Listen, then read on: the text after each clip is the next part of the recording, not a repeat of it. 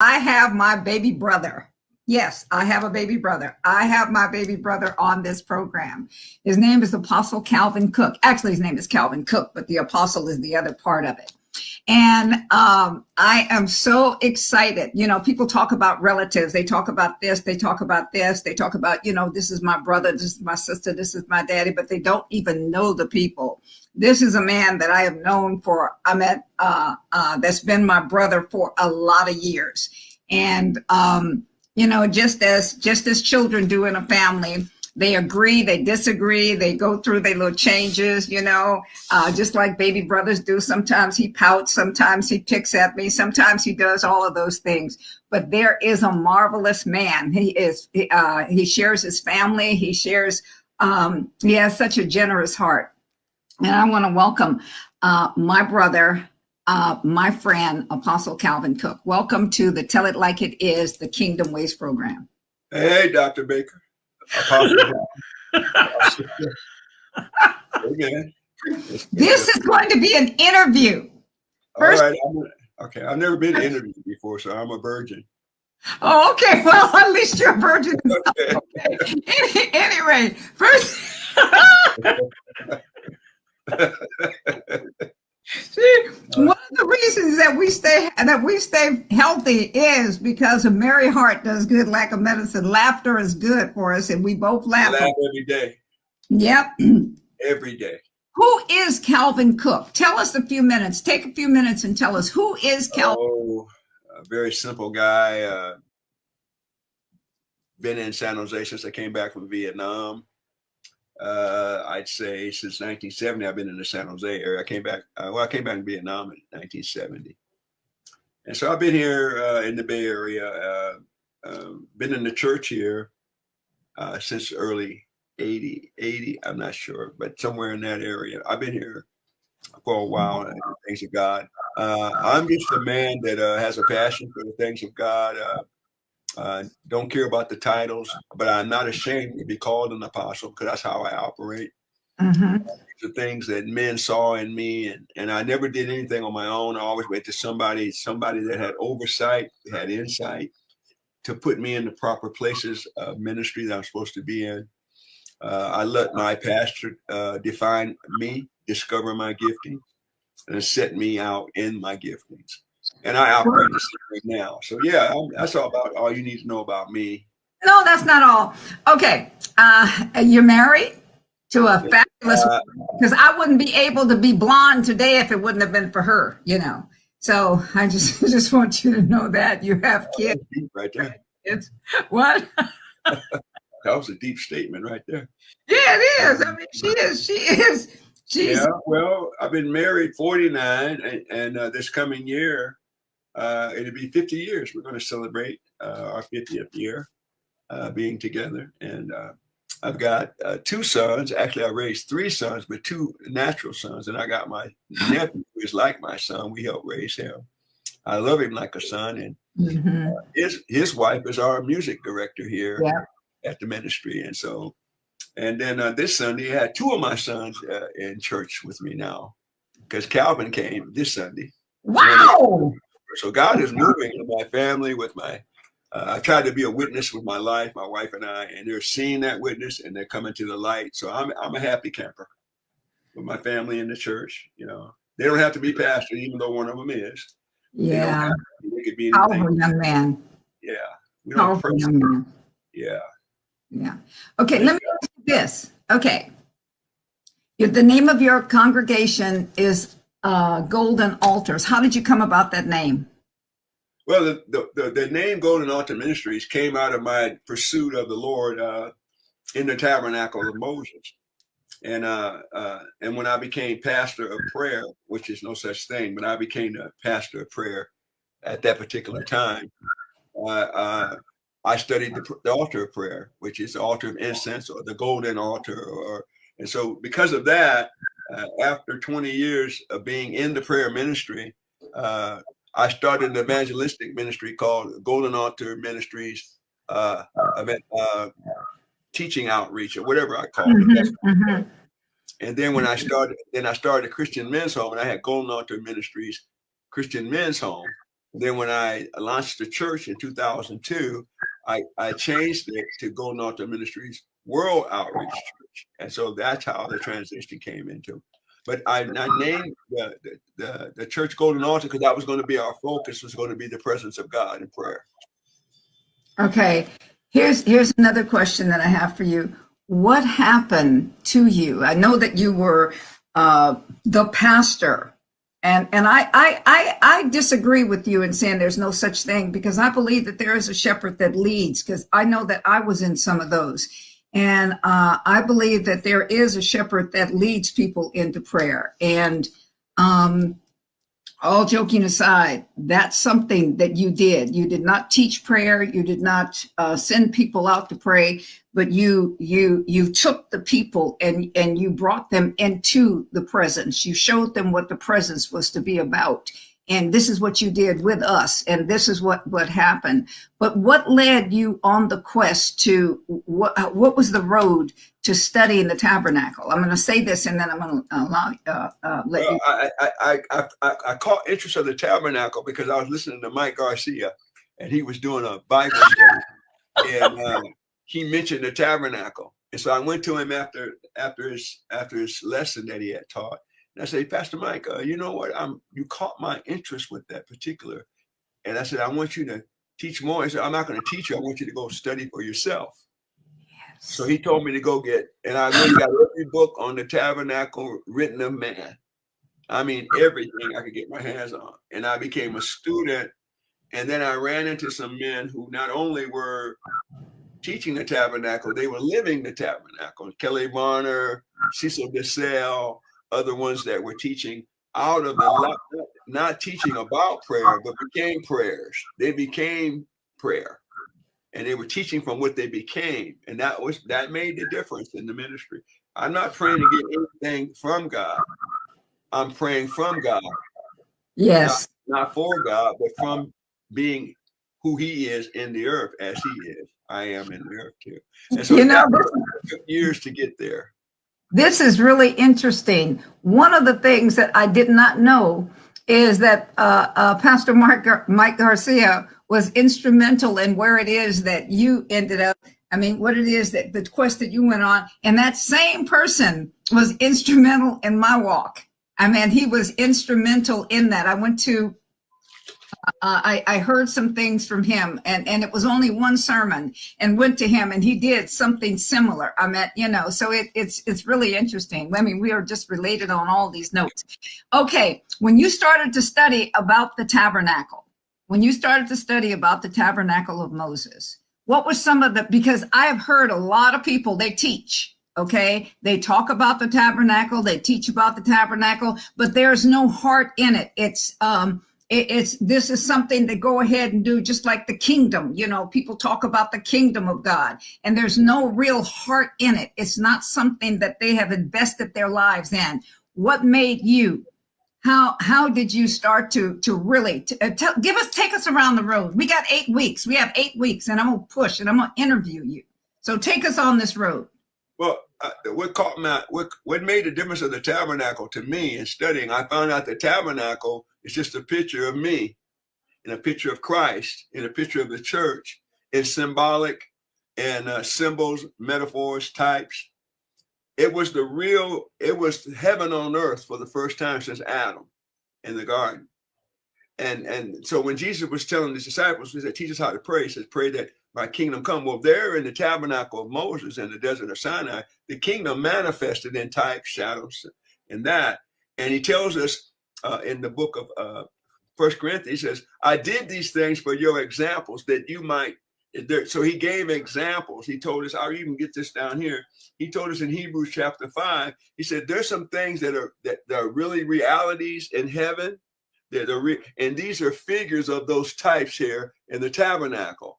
These things that are real in heaven are typed out for you in the tabernacle. And as I began to study, I found myself saved. I found what salvation meant. I found out the life of Christ. I found out the fivefold ministry giftings. I discovered the life of Jesus and his church in the last day, and all that is all depicted in the tabernacle. I don't have to listen to too much eschatology about the last day. It's revealed in the pattern of the sun that Moses got on the top of the mountain when he went up and began to seek the Lord. He found the last day, and the last day's name is Jesus. And see, that's what a lot of us don't understand. People are saying the last day takes place outside of Christ, but Jesus already told you that he's the resurrection, the life. You live and move and have your being. So if you live and move in a place, you have your being, you're going to have the last day in the place where you live. And he is the Aleph and Tav, and he is the Alpha Omega all at one time. And the beginning and the end. That's it. That's what. We don't have to look outside of Christ to find out what's going on. We have to look at the patterns that he left in the tabernacle, and we can walk through a lot of these things in these 8 weeks, and we can see the reality that we don't have to panic and listen to all the prognosticators and the doom and gloomers, because the pattern has been set, and it's been set in the sun. Yes. It's the pattern of the sun. And people will argue all the time and say, well, there's many more patterns. No, God only left one pattern, and then it graduates, which I'll show you how it goes from the tabernacle of Moses to the tabernacle of David, and from the tabernacle of David to the tabernacle of Solomon to the tabernacle of you. Yes. You being the temple, the human being. Final work. He said, you tear this thing down. It took 46 years. I'll build this in 3,000 years, or in 3 days. I'll build this new man. And we are the new man that God is building. So the tabernacle relates to us present day as we strive for transformation, which we don't strive. We just have to put ourselves in the proper position in him and understand why he put us in him, is so that we could be like him. You know, when I look at you, when I think about you, you saw, I know you don't watch much television or anything, but I know you know who the Pillsbury Doughboy is, right? Oh, I watched that much, yeah. Okay. You know, when you push the Pillsbury Doughboy in his belly, he laughs. When you push you in your belly, Tabernacle comes out. And that's right. And I got a reality. I'm not trying to sell the reality. It is a reality. That's it. That's what I'm talking about. That's who you are. And that's what I'm talking about. That's who you are. And as I do that, this is the reason. This is the reason that I had to do this. This was something that God put in my heart, in my being, because there's so much going on out there. There's so many people teaching. There's so many people talking about the tabernacle, but they have nothing in them, no real investment. They've read what you wrote. They've read your notes. They've done this. They've done this. They've done this, but there is no heart in it, and it's in you. This is who you are. This is a part of it, and this is what you bring as an apostle to the body. And I'm really excited. Okay, let's go to, if you were teaching from the very beginning, if here it is, you're teaching from the very beginning about the tabernacle, what do you, I mean, I was in your class, so I mean, you know, I know something. I mean, you know, I was in your class, but what I'm saying is this: where would you begin? I want you to begin there. I want you to open it up for people. I want you to open it up for reason, for whatever it is, however it is that you want to bring it across. Go for it, please. Well, the tabernacle has its purpose because the people of God were coming out of something, and they needed something to go into. When God brings you out, he brings you into. He brought them out of Egypt to bring them into a place of preservation. And he wanted to preserve them because they weren't ready for the possession of the promise. There were some things that happened to them in Egypt. There were things that happened to us in our sin, happened to us in our last marriage, happened to us when we were kids and somebody violated it. We haven't gotten over that yet. We've been given a promise, and we know that we will obtain to the promise, but there's an enemy inside of us that keeps telling us that we're not worthy for the promise. So God brings us into the wilderness, and he begins to construct a thing called the tabernacle, which means he comes to dwell in the people to help deconstruct what happened to them in Egypt. Begins to loose them. They got forgiven for their sin. Now here's what happens. You get delivered from the penalty of sin, but you don't get delivered from the power of it until you come through the wilderness. Even though you're not going to go to hell for sin, you can still live like you're in hell, that sin brought you away. So God brings out, then it takes 9 months to build the tabernacle, because he's going to birth a nation out of that womb. So he's bringing this new baby in the tabernacle, which is going to be a new creation unto me, a holy generation. He's calling for a priesthood. They said, no, we don't want to be a priesthood. They rejected. They were supposed to be the answer to all the other nations being heathen. He was going to use their priestly lives to save the rest of the world, to bring the rest of the. They said, no, let Moses become the intercessor. And we're doing that today in the church. Instead of everybody understanding that there's no one in the church that's not an intercessor. That's the biggest lie we've told the people, that there's a special group of intercessors. Now, there may be a special group of intercessors because they had the sense enough to stand in a place until the rest of everybody wakens up so they can take their role and take their place. If I have a church and everybody's not an intercessor, I have a church that's not going to be effective as it could be if everybody was in their place. The tabernacle shows us the picture of how the church is protected by the armies, by the workers, and by the worshipers. And so the tabernacle gives us how God had in his mind that he would always protect the centrality of Christ by keeping the Holy of Holies in the center of man, which would be in man's heart. And so man would carry the Ark of the Covenant in this day. God would operate out of man's heart because the kingdom can't come with observation. It comes within. And what people don't know is that when they receive Christ, they receive the king. And when they receive the king, they receive his kingdom. So the kingdom has come. So we can stop arguing about the kingdom ain't now. The kingdom is not only now, it's come and it's operating in a people. The tabernacle begins to release every detail of his coming and how aggressive he was at the first piece of furniture that he built was the Ark of the Covenant. He wanted to initiate your salvation. He wanted to initiate your deliverance. No one is in the kingdom because they called themselves. He called everyone, chose everyone to bring them into Christ. No one is in Christ because they made a decision and ran up to the pulpit because some evangelist came in town. God called you before the evangelist was born. God didn't wait for nobody to tell themselves they're the soul winners of the whole world. He had already called you into him before the soul winner even came through his mother's womb. So these things that we say today, it makes men look great and big, but God didn't use men. God used his son Christ to initiate. He's the author and the finisher of this. And we see this all played out. Now, one of the things I know that I've been studying, it talks about when a guy or a builder, it has an idea about what he wants to build. If it's an edifice or whatever it is, it has to suit his requirement. It just can't be thrown up. It has to have the proper foundation. It has to have everything in his mind that he wanted, not like Nimrod had in his mind to do, but as God had in his mind. And God had to stop Nimrod. And he's going to stop many of these other building programs going on because they're not coming out of the mind of God. They're coming out of the architecture of the world we live in. And we forgot about building the people. The tabernacle gives us detail by detail how we are built up as an edifice, as a structure, a frame, and then covered with these tents and these curtains. But first we must be framed. And so I don't want to get ahead of myself, but no, I don't want you. I'm not going to let you. I'm going to help you. I'm going to help you because it's all in you.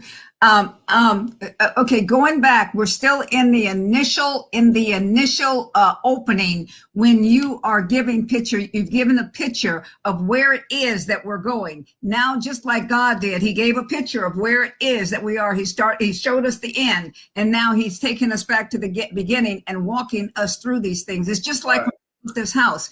The builders had an idea of what this room was going to be like. And I told them, no, that is not my idea. My idea is this is a room offside of this bathroom, offside of this master bedroom.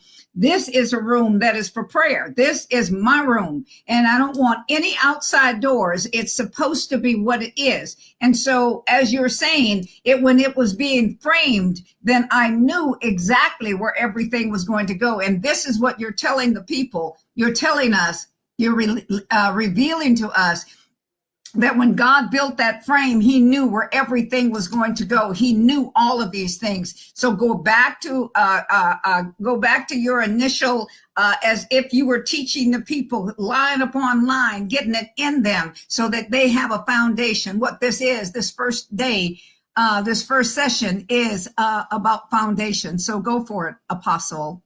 Well, what Moses was told in Hebrews 8:5, he says, now this serves unto an example and a shadow of heavenly things, as Moses was admonished of God when he was about to make the tabernacle. God said to him, for see, saith he, that you make all things according to the pattern I showed you on the mount. Are you hearing that? And so Moses didn't get to come out of his own mind. He had to stay directly to what God told him to do and build it. And so he is doing with the church. The church is not a building where we've made a lot of emphasis on building structures when the emphasis is on building a people. And the tabernacle is the example he gave us on how much detail should go in discipling the nations to come into the image of what they fell from. See, Adam didn't fall from religion. He fell from an image. He didn't fall out of a democracy. He fell out of the kingdom. He was the kingdom diplomat in the earth. And God is showing us through the tabernacle how to put this man back together again so he cannot fall. This man will never fall. He tells us, he says that if you do this and you brotherly love and brotherly kindness, temperance, meekness, you shall never fall. He said, if you don't do these things, you cannot see past your nose.